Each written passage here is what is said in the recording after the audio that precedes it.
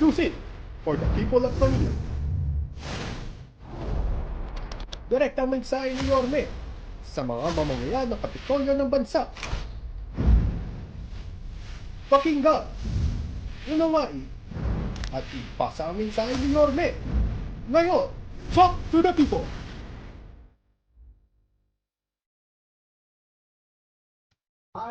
Magandang tanghali po mga batang Maynila, nanay tatay ko, mga lolo't lola ko.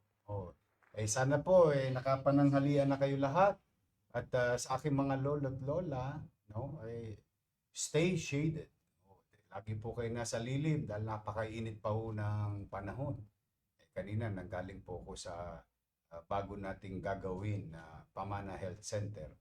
Nakita ko yung aking mga minamahal na lolo't lola nasa kalsada. Mag-iingat po kayo kasi napakarami pong nagkakasakit na may edad, no? Sa panahon na ito na napakainit, no? Ito po ang inyong lingkod, no? Nagpapaalala sa inyo, mga minamahal kong lolo't lola, stay hydrated, stay shaded, sa lilim at uminom ng maraming tubig.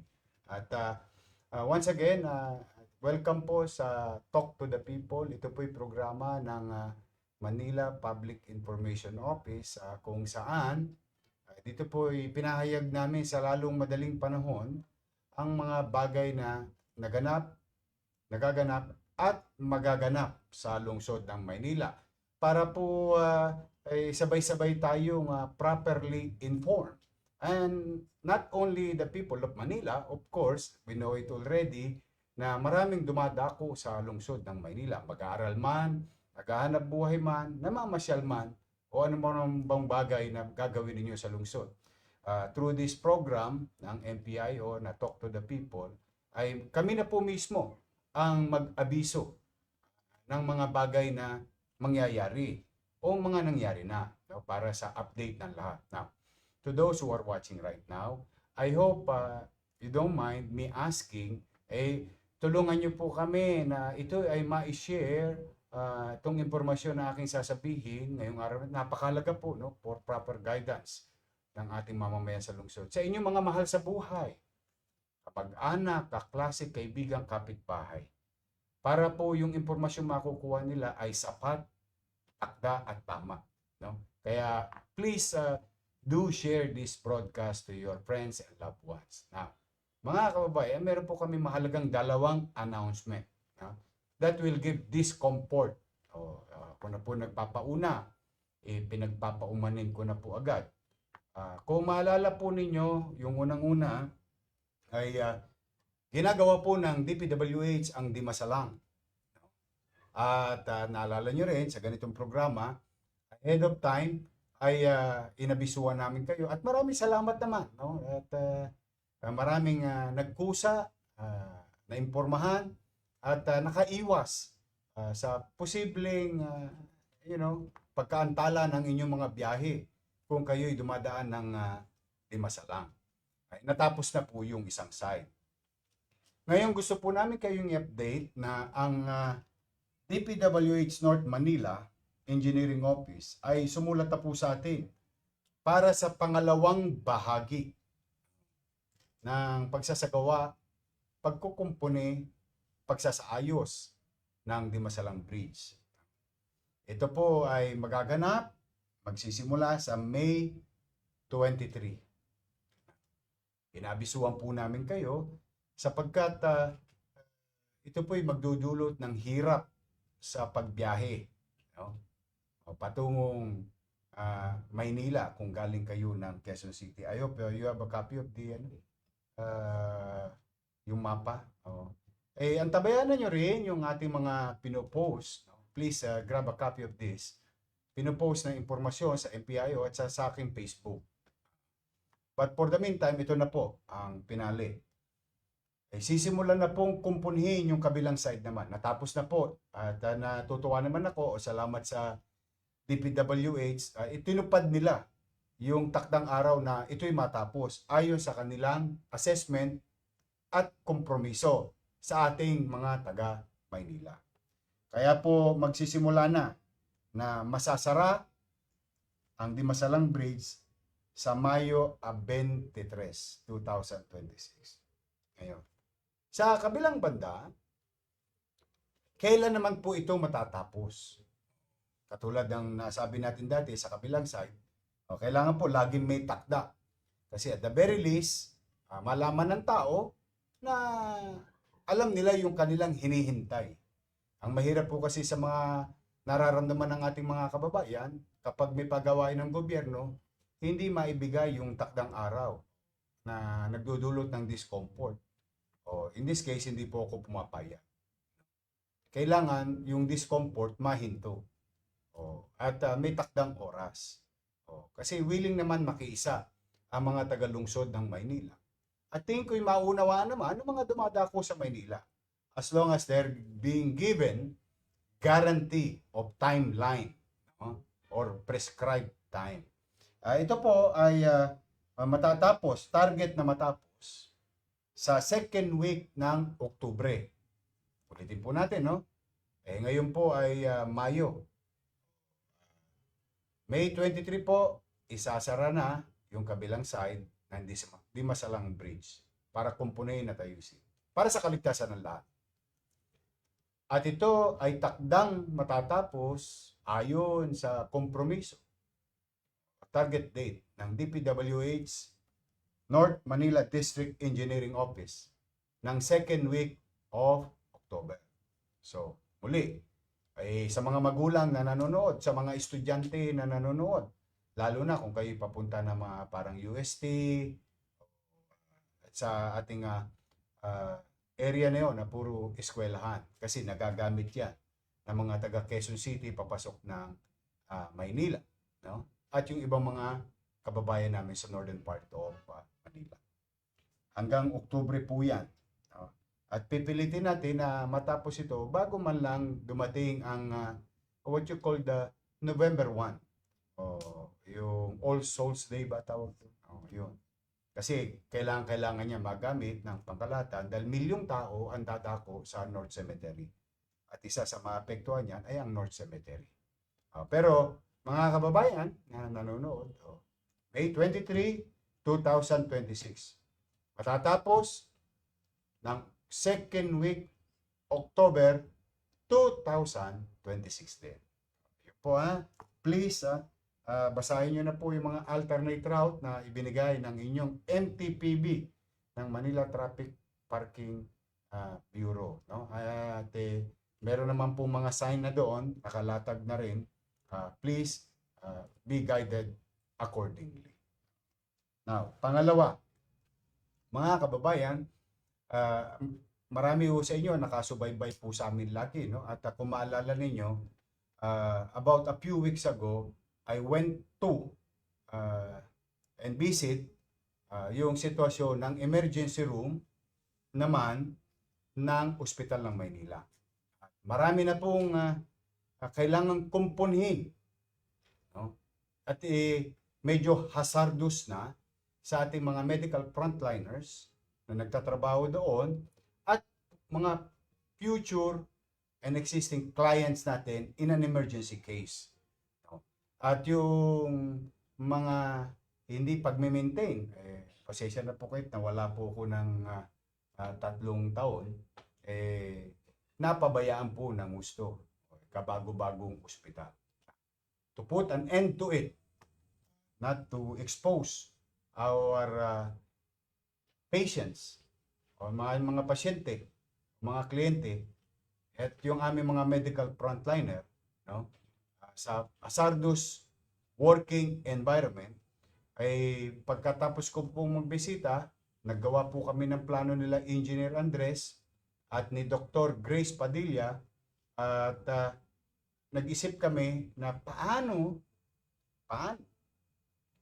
marirenovate, mapipix yung mga bagay na kailangan ayusin nang hindi masyadong naistorbo yung emergency room.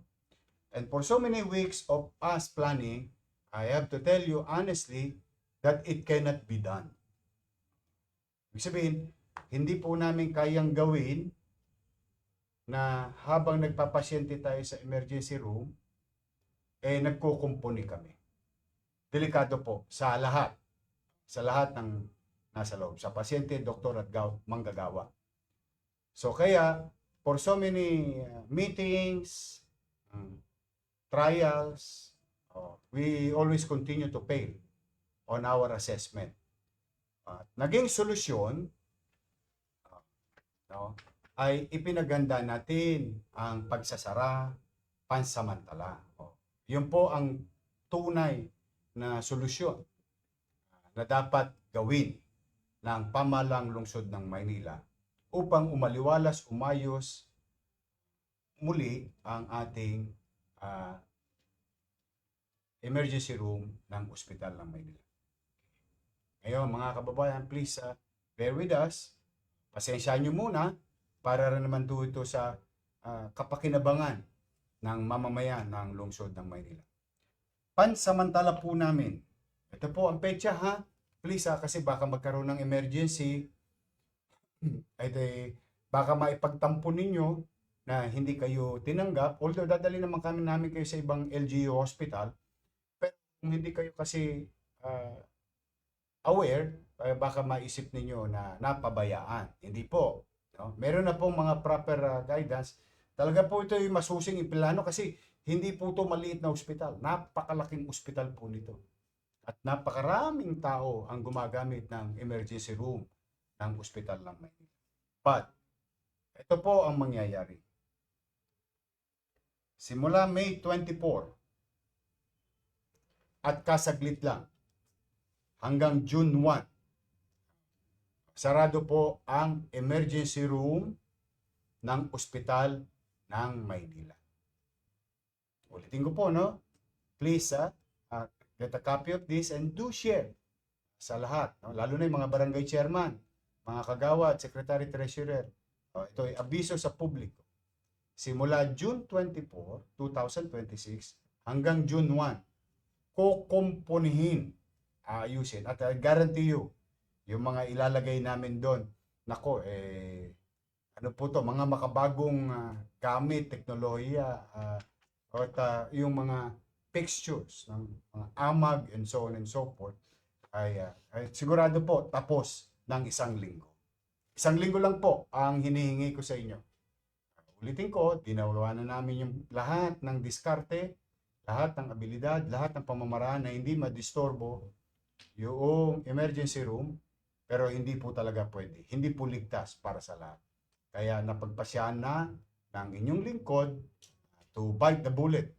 Isara natin saglit at pwede pa rin kami tumanggap ng mga emergency cases pero ililipat po namin kayo kung life-threatening yung inyong sitwasyon sa ibang ospital. Naka-standby na po ang ating mga ambulansya at nagawa po tayo ng isang tent area.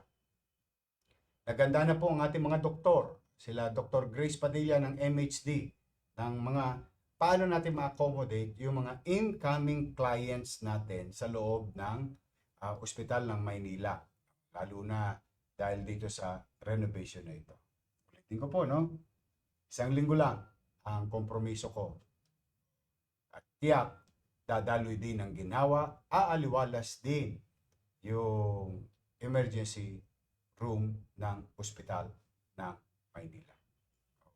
Kaya patuloy ito na programa at proyekto ng inyong pamahalang lungsod na mapaganda, epesyente, ligtas at maaliwalas na mga institusyong pangkalusugan na nagbibigay ng serbisyo para sa ating mamamayan. Kumbaga, we are doing it better to serve you better. At saka bumabagay sa takbo ng panahon. At bumabagay sa mga makabagong gamit na pwede pang maisalpak ng maayos at patuloy na makapagbigay ng kaligtasan at deliver ng programang pangkalusugan, healthcare sa ating mga mamamayan. So, May 24 hanggang June 1. 1 linggo lang. Tapos na po yan. We will commit, we will do 24 hours, gabi, araw, para po hindi na tumagal. Yung abalang dulot nito pansamantala sa bawat dadako sa ospital ng Maynila emergency room. Other services, buhay po. Others, huwag ko kayo magalala, hindi po sarado yung ospital. Yung ano lang po, emergency room. Ang isang linggo. I hope nakapagbigay kami sa inyo ng sapat na impormasyon at guidance. Ulitin ko bago po ako matapos, no? Ay nakikisuyo ako sa inyo na kung po pwede ay please do share this broadcast to every family kasi you'll never know kung sino mga kailangan ng emergency. Itong impormasyon na ito sa inyong mga mahal sa buhay, kapitbahay, kakilala. Sa mga barangay chairman, kagawad secretary treasurer, please be informed and be properly guided.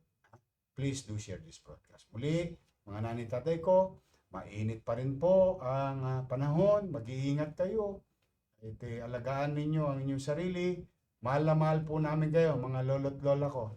I love you. Jeremy, I love you. Oh, I love you. Oh. Sa mga nanay tatay ko naman, mga batang Maynila, pumanatag kayo. Hindi po tayo titigil, no? Na patuloy na mamuhunan kahit na limited ang ating resources na para maitaguyod yung mga pangunahing pangangailangan o serbisyo ng pamahalaang lungsod ng Maynila. MBN, Minimum Basic Needs. Housing, Education, Healthcare, and Jobs. Diyan po, lagi tayong mamumuhunan. Kung kinakailangan tayo lagi mapuyat, magkabali-bali ang buto, magkasakit-sakit ang mga kasukasuhan, it doesn't matter. As long as we will continue to invest into MPN. So for the meantime, ito po ang inyong Yorme. Nagsasabing mag-ingat kayo at pumanatag kayo. Ay pipilitin nating patuloy na maging maliwala sa panatag ang pamumuhay sa lungsod ng Maynila. Magandang araw po at pagpalain nawa kayo ng pong may kapal. Manila, God first. Exclusive for the people of Manila. Direktang mensahe ni Yorme sa mga mamamayan ng Kapitolyo ng bansa. Pakinggan, unawain, at ipasa ang mensahe ni Yorme. Ngayon, talk to the people!